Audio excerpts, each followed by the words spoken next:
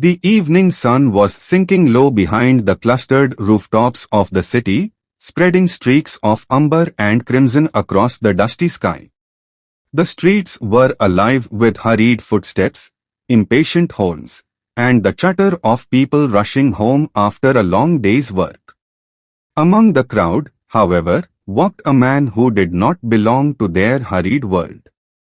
His steps were slow, uncertain, almost dragging.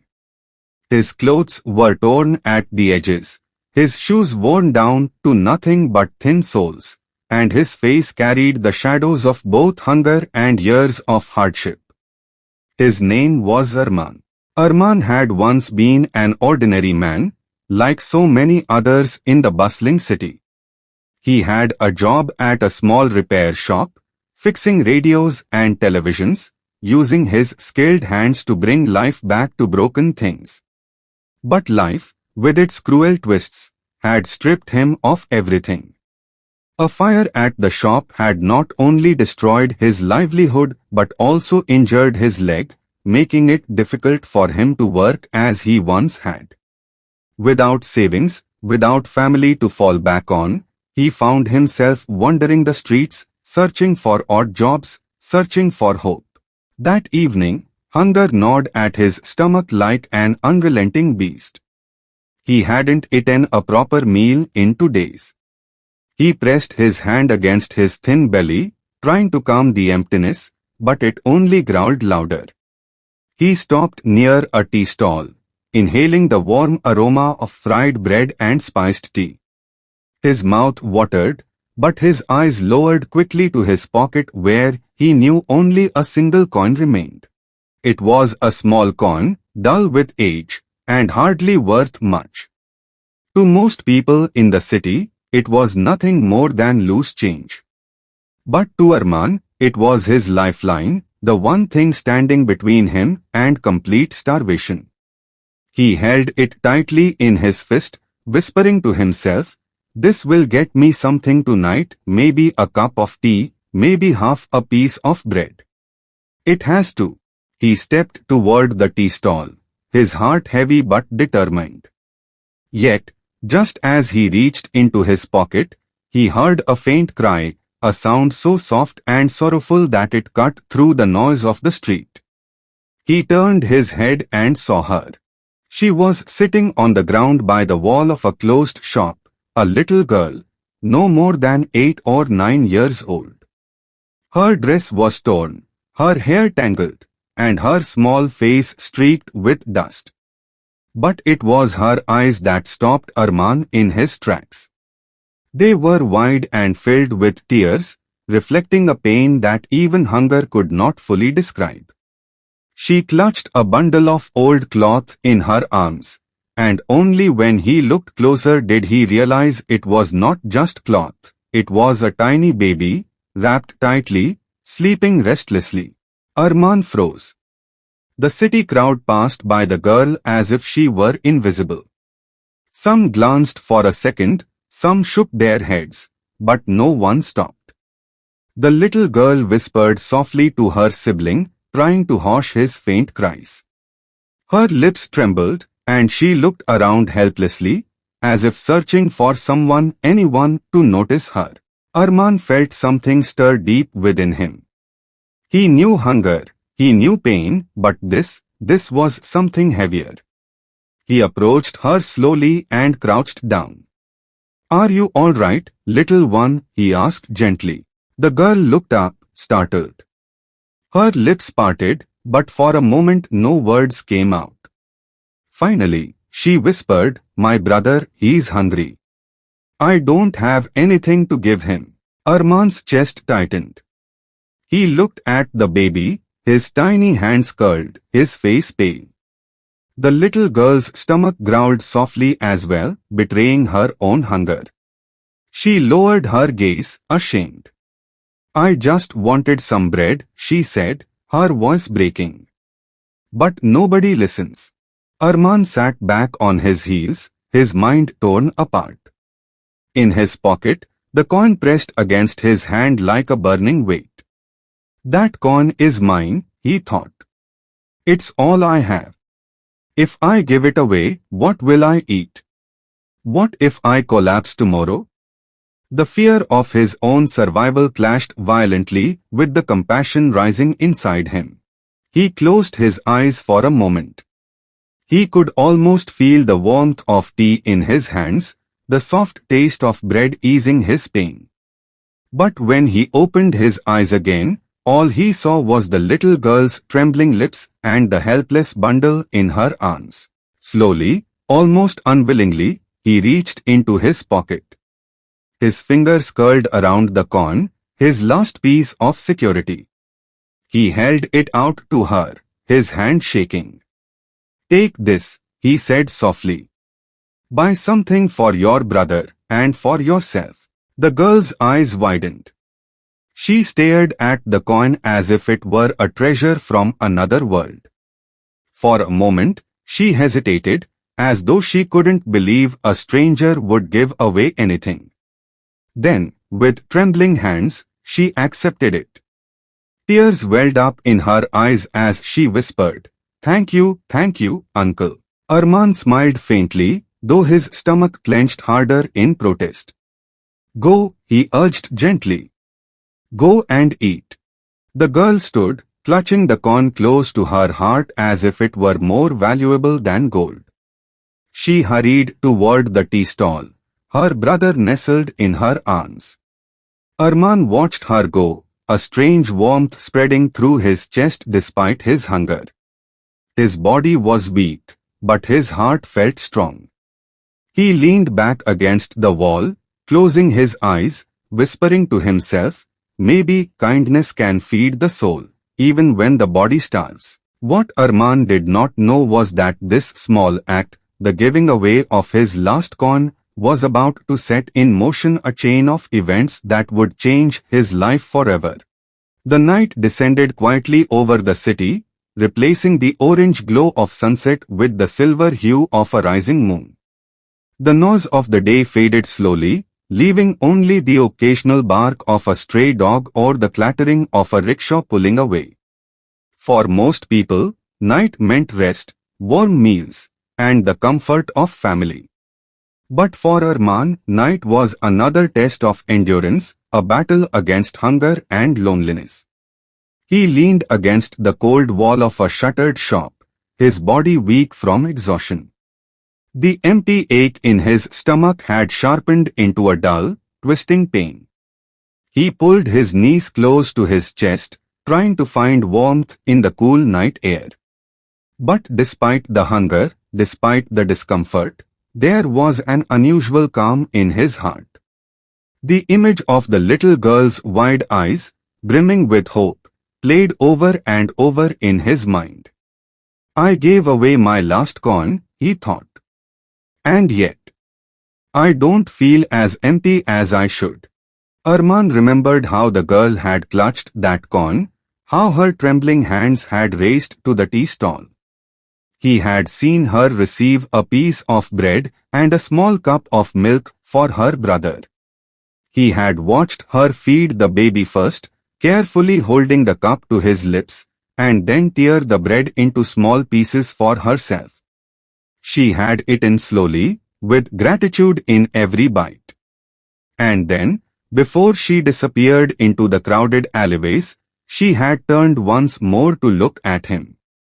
That single look, a mixture of gratitude, relief, and something unspoken, had been enough to make Arman feel richer than he had in years. But now the city had grown dark, and with no coin left, no food, and no place to sleep, he faced the reality of his situation. His body was weak, and his injured leg throbbed with pain. Still, he whispered to himself, I did the right thing. I did the right thing. As the night deepened, footsteps echoed nearby. Arman tensed instinctively. In this part of the city, not all footsteps meant kindness. A group of boys, perhaps in their late teens, came laughing down the street. Their laughter was sharp, mocking, the kind of sound that made Arman shrink into the shadows. He kept his eyes down, hoping they wouldn't notice him. But they did. One of them, tall and arrogant, stopped and pointed. "Look at this beggar," he sneered. "Sleeping like a king on the street."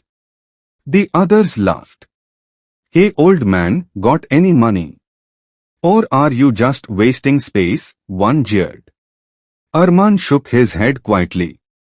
"I have nothing," he murmured. The boys circled closer, their shadows falling over him. One kicked at his worn-out shoe. Another leaned down and spat near him. Arman closed his eyes, refusing to respond, his dignity too fragile to fight back. Finally, bored, they left him with mocking laughter, their voices fading into the distance. Arman exhaled slowly. He had faced wars. Still, their cruelty pierced deeper than hunger. He thought of how the city treated people like him, and that little girl like invisible burdens. Yet he also remembered the girl's gratitude. That single act of kindness reminded him that humanity hadn't completely vanished. Hours passed.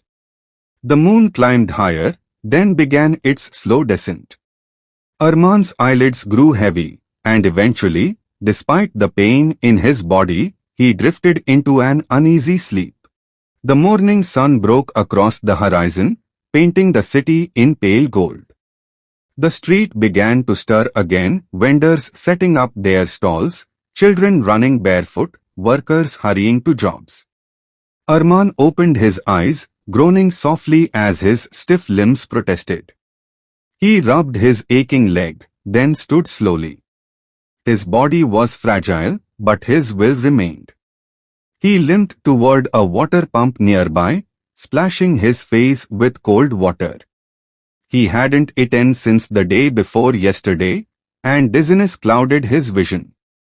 He leaned against the pump, steadying himself.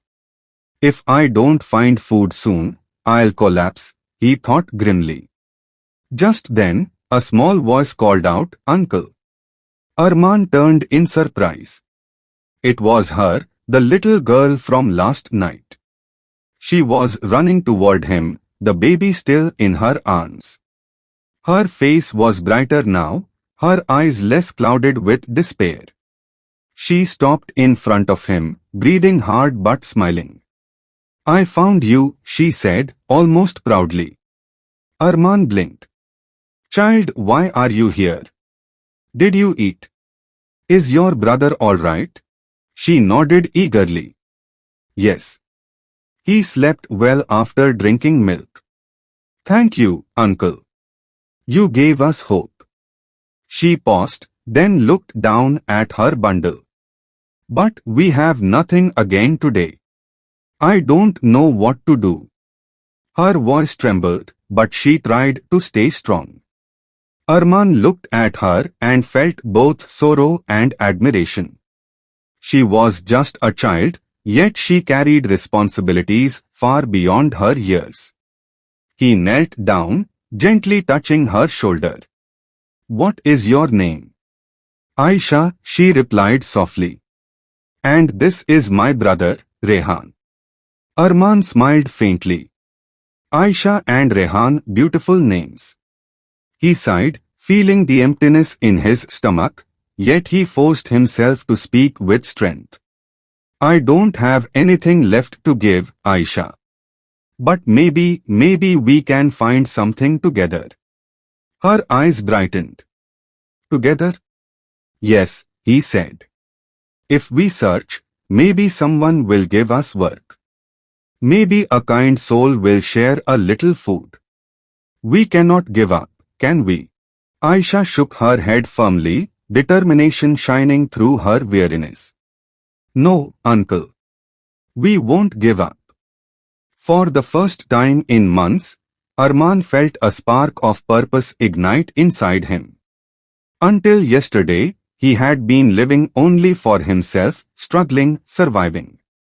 But now, with Aisha and Rehan by his side, he felt responsible for more than just his own life. He could not let them fade away in the cruel indifference of the city. Together, they began walking. Arman's limp slowed them, but Aisha matched his pace, holding her brother close. The morning streets were filled with opportunities, if only they could find one. Little did Arman know that fate had already begun to shift.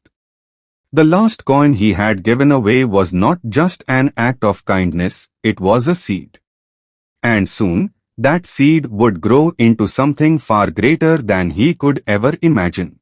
The sun climbed higher, warming the narrow streets as Arman, Aisha, and Rehan began their search. The city bustled with its usual rhythm, vendors shouting prices, rickshaws honking, and children weaving through the crowd with careless joy. But for those who had nothing, like Arman and the children, the city was a battlefield where every step meant another test of patience. Arman's limp slowed him, and his hunger made every breath heavy. But the small hand of Aisha clutching his sleeve gave him strength. She looked up at him with quiet trust, and for the first time in years, he felt like someone was depending on him. They stopped first at a bakery. The smell of fresh bread floated into the street, making Arman's stomach ache fiercely. He stepped inside, his eyes scanning the shelves filled with golden loaves. Aisha followed, holding Rehan tightly. The baker, a stout man with flour dusting his apron, looked up. His eyes narrowed. "What do you want?" Arman bowed his head respectfully. "Sir, we are hungry. Could you spare a little bread for the children?" The baker frowned, shaking his head. "I work hard for this bread. Do you think I can just give it away for free? Go on, go earn something." Arman's heart sunk, but he forced a smile for Aisha's sake. "Thank you anyway," he whispered, guiding her out of the shop. On the street, Aisha's lips trembled. "He was angry, uncle. Did we do something wrong?" Arman knelt down to her level, though his leg ached. "No, child. You did nothing wrong. Not everyone can see with their hearts. Sometimes people are too busy to notice the pain of others." She nodded silently, holding Rehan closer. They moved on. At a small construction site, Arman approached the foreman. "Do you need help? I can carry tools, clean anything." The foreman glanced at his injured leg and scoffed. You can hardly stand straight. Don't waste my time." Rejection after rejection met them at every corner. Some people looked away, pretending not to hear. Others muttered harsh words. The city seemed deaf to their silent cries. By midday, the sun burned hot, and the three of them found shade beneath a tree near the marketplace. Rehan whimpered softly, too hungry to sleep peacefully.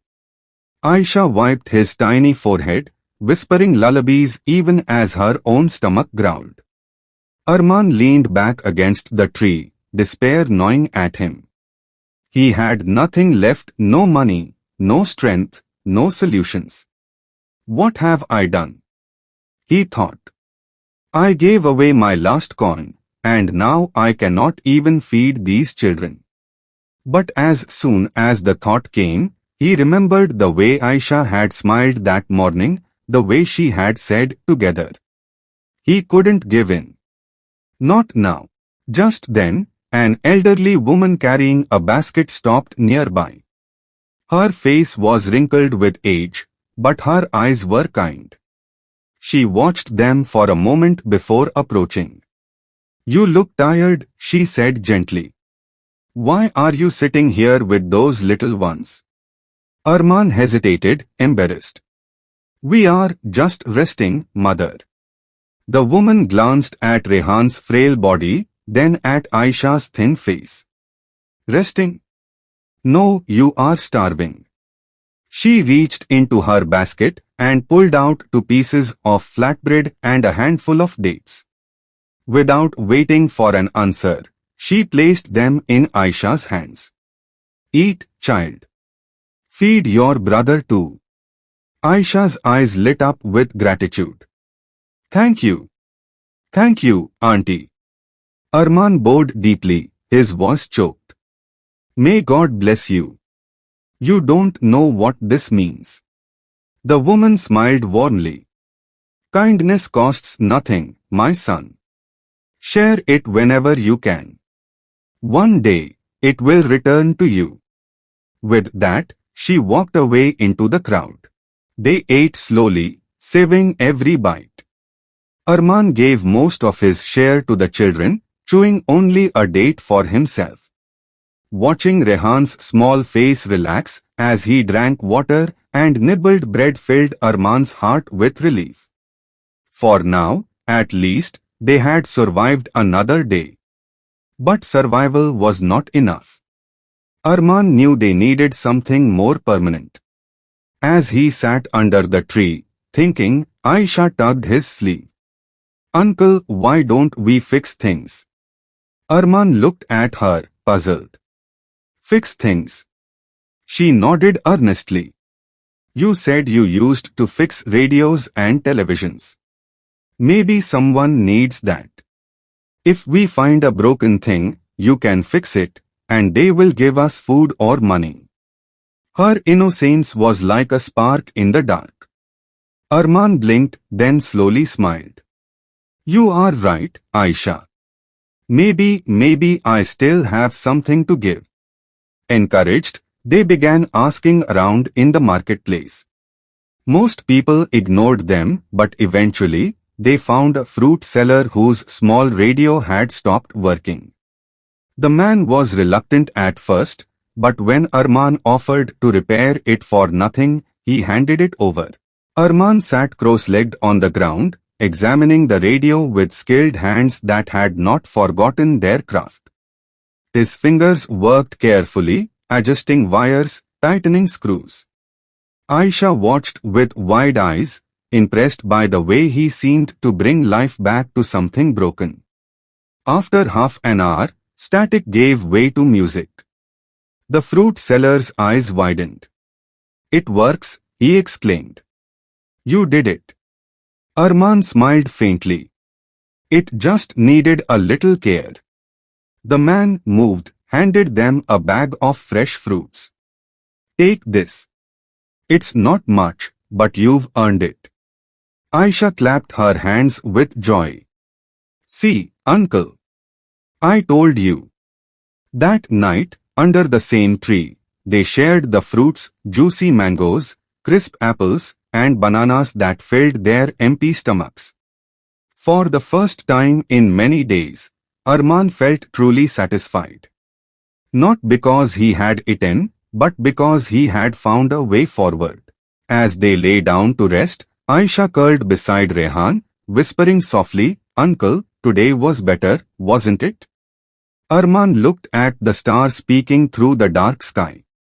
His heart, once heavy with despair, now felt strangely hopeful. Yes, child, he whispered. Today was better. And tomorrow, we will try again. Little did he know that tomorrow would bring more than just survival. Tomorrow would bring a meeting that would change everything, the fruit of the kindness he had sown with his last corn. The next morning, Arman, Aisha, and little Rehan walked through the marketplace again.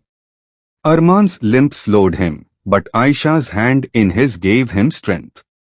Word had spread that the old man could repair broken radios, and a few vendors trusted him with their useless machines. By evening, he had repaired 2 radios and a fan. In return, they received some food and a few coins. For the first time in months, Arman felt hope.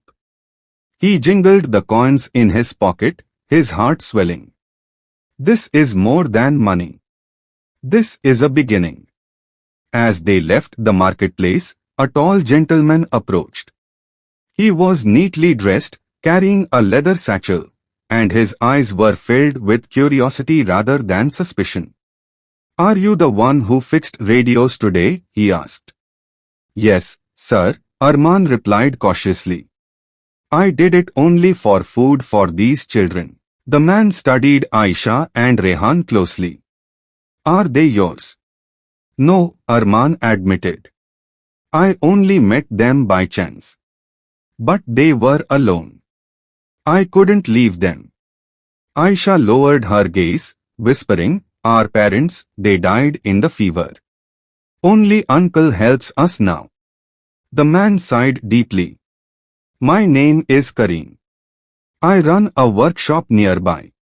I need someone honest and skilled. You seem to have both. Would you work for me? Arman's breath caught. Work? But my leg, my age. Kareem smiled. Skills can be taught. Kindness cannot.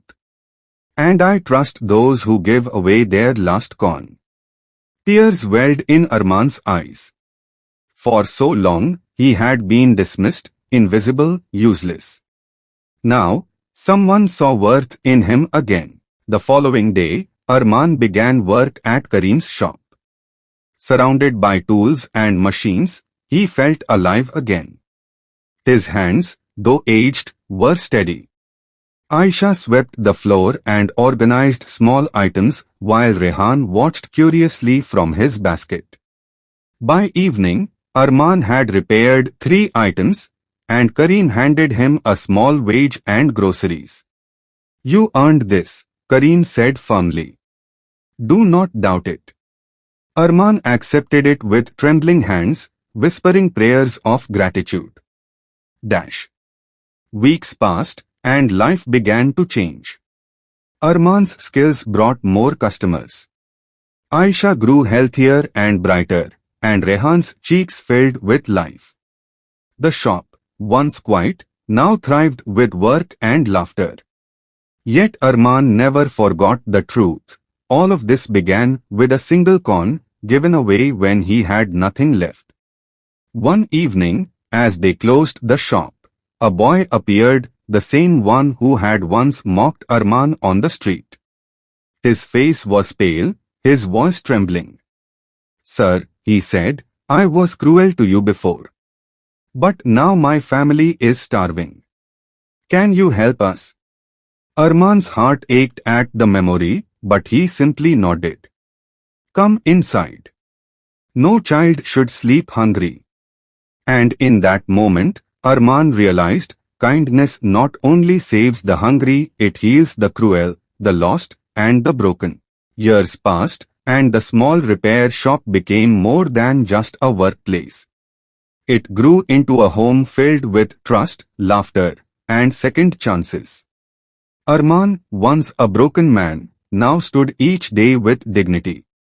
Aisha, no longer the hungry girl from the street, grew into a bright young woman. Rehan, once frail and weak, turned into a curious, lively boy who loved tinkering with tools.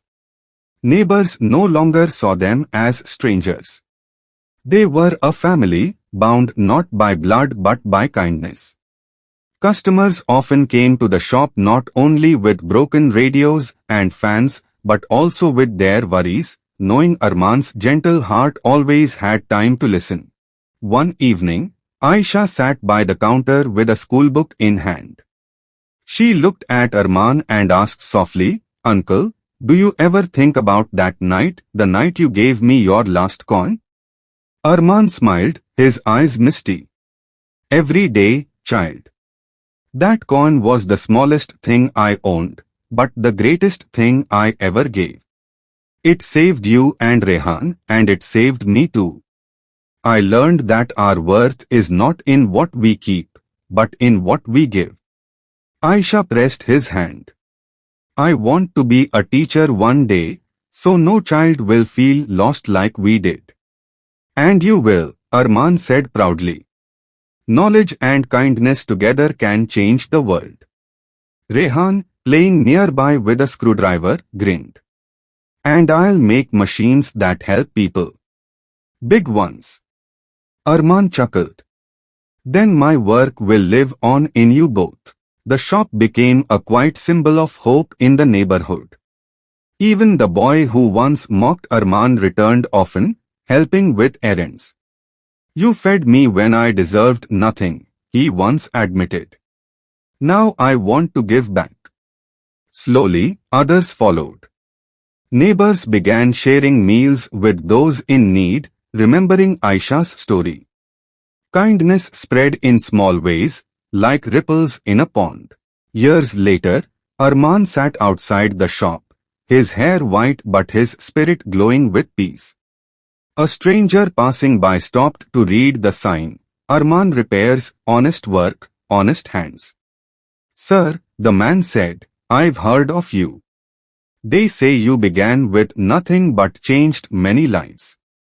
Is it true? Arman's lips curved into a gentle smile. I didn't change many lives. A coin did. The last coin I gave to a hungry child became food, which became hope, which became family, which became a future. Never underestimate the smallest act of kindness. It can grow larger than you imagine. The stranger walked away, touched, while Arman leaned back, his heart full. For a man who once thought himself nothing, he had become everything to two children and through them, to countless others. Because kindness, once planted, never dies. It only grows, spreading from one heart to another, forever.